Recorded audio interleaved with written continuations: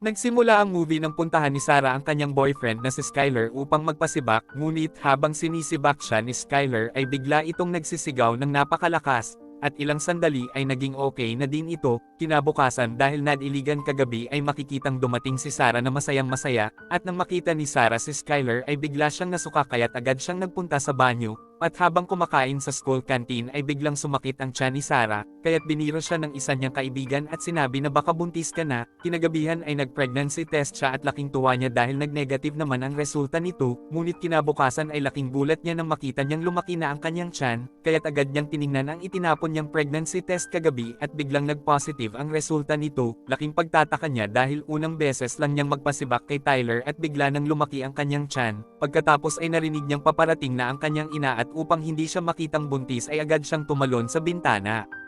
Ilang sandali ay tinawagan siya ni Tyler at inaya siya nito upang muling sibakin, kaya't nagdahilan na lang siya upang maitago ang kanyang pagbubuntis. Pagkatapos ay nagpunta siya sa kaibigan niyang si Hailey at sinabi niya dito ang totoo at upang makahingi ng tulong. Nagulat din si Hailey at tinanong siya nito kung may bumiyak ba sa kanya bago siya sibakin ni Tyler, ngunit sinabi niya na wala talaga. Pagkatapos ay nagpunta sila sa isang klinik, at sinabi ni Sarah ang lahat ng nangyari sa nurse. Pagkatapos ay nagsagawa ng ultrasound ang nurse at nakita nito na sa halip na bata ay kakaibang nilalang ang nasa loob ng tiyan ni Sarah, kaya't nagtatakbo sa takot ang nurse sa doktor, at biglang sumakit ang tiyan ni Sarah at pagkatapos ay bumalik na ang nurse at ang doktor, at kahit na sinabi ng nurse na may kakaibang nilalang sa tiyan ni Sarah ay naghanda pa din ang doktor upang paanakin si Sarah, at pagkapanganak ni Sarah sa nilalang ay bigla nitong inatake ang doktor at pinatay, at talagang nakakatakot at napakapanganib ng alien dahil napakatalim ng mga ngipin nito at napakabilis. Kaya takot na takot silang lahat dahil pinagwawasak nito ang buong klinik. Pagkatapos ay bigla din itong tinalon ang ulo ng nurse at kinontrol nito ang isip ng nurse. At dito ay malalaman natin na hindi lang ito basta isang halimaw at isa itong alien na may kakayahan na kontrolin ang mga tao.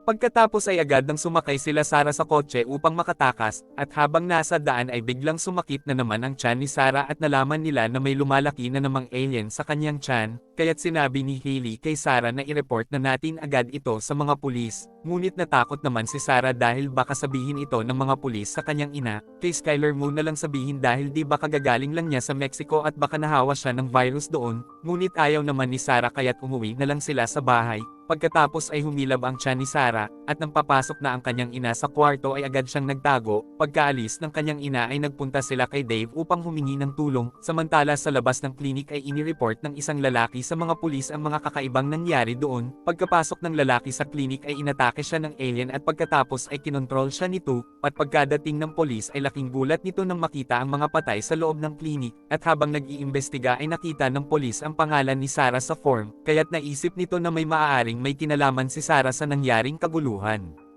Samantala pagkadating nila Sarah sa bahay nila Dave ay ipinaliwanag nila ang lahat ng mga nangyari dito. Pagkatapos ay pinahiga ni Dave si Sarah upang maturukan niya ito ng neutronium serum na magpapalabas sa alien sa tiyan ni Sarah, ngunit pagkatapos maturukan ni Sarah ay wala namang nangyari, kaya't sinabi ni Sarah na dagdagan pa ni Dave ang serum, kaya't kumuha pa si Dave ng serum sa kwarto ngunit biglang may dumating at dahil inakala nila na isa itong alien kaya't agad silang kumuha ng mga sandata, ngunit ang pulis lang pala ito at pagkatapos ay hinuli nito si Sarah pati na sila Hailey at Dave, at sa station habang tinatanong sila ng pulis ay biglang dumating ang ina ni Sarah dahil tinawagan pala ito ng pulis, at nagalit ito nang malaman nito na buntis si Sarah. Pagkatapos ay inamin ni Sarah na nabuntis siya at ipinanganak niya ang isang alien na nilalang, ngunit hindi naman siya pinaniwalaan ng mga ito. Pagkatapos ay biglang pumasok sa police station ang isang alien habang kinokontrol nito ang isang lalaki, at nang dahil sa takot ay binaril nila ang lalaki, napatay nila ang lalaki ngunit wala namang nangyari sa alien, at pagkatapos ay bigla nitong inatake ang isang polis na lumapit sa katawan ng lalaki.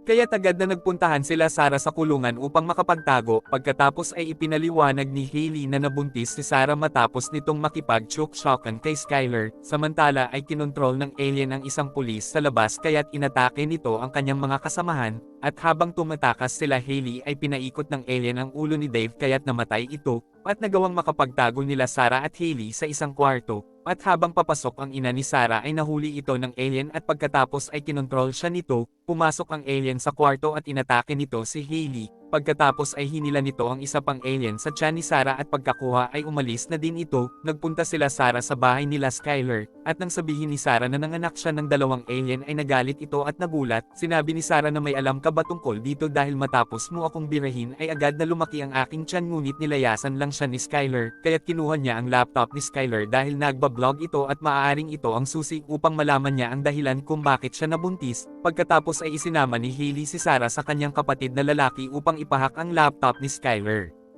Kaya't napanood ni Sarah ang isang vlog ni Skyler sa Mexico, at sa video ay nakita nila na nabagsak ni Skyler ang isang ancient Maya doll, at nang maglabas ito ng usok ay nalanghap ito ni Tyler. Nakita din ni Sarah ang isang ancient na babaeng buntis at ang isang nilalang na bumira sa babae, kaya't malinaw na kay Sarah ngayon na ito ang dahilan kung bakit siya biglang nabuntis, at ang dalawang alien na ipinanganak niya ay magpaparami at sasakupan ng mga ito ang mundo, kaya't nagpunta sila Sarah sa isang party ng kanilang mga kaibigan, at ipinaliwanag nila dito ang lahat at upang mapigilan nila ang mga alien ngunit wala namang naniwala sa kanila. Samantala ay nakita ng ina ni Sarah na binira ng lalaking alien ang babaeng alien, at pagkatapos ay inatake ng lalaking alien ang mga tao sa party, kaya't nilabanan ito nila Sarah at Hailey, at nang malaglag ang alien sa blender ay agad itong pinindot ni Sarah upang mag-ilang ang nilalang. Pagkatapos ay tinulungan niya ang kanyang ina upang makatakas sa bintana, at nakita ni Sarah na malapit ng manganak ang babaeng alien. Pagkatapos ay bigla siyang inatake nito, kaya't hinagisan ni Sarah ng neutronium sa bibig ang alien at namatay ang sanggol na alien sa tiyan nito, at pagkatapos ay bumagsak ang alien at namatay, at pagkalabas nila Sarah at Hailey ay nagdatingan na ang mga ambulansya at mga polis.